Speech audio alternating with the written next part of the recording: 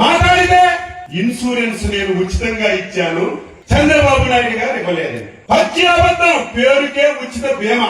5 సంవత్సరాల్లో ఒక్క పైసా అంటే ఒక్క పైసా ఉచిత బీమా మీద కట్టలేదు.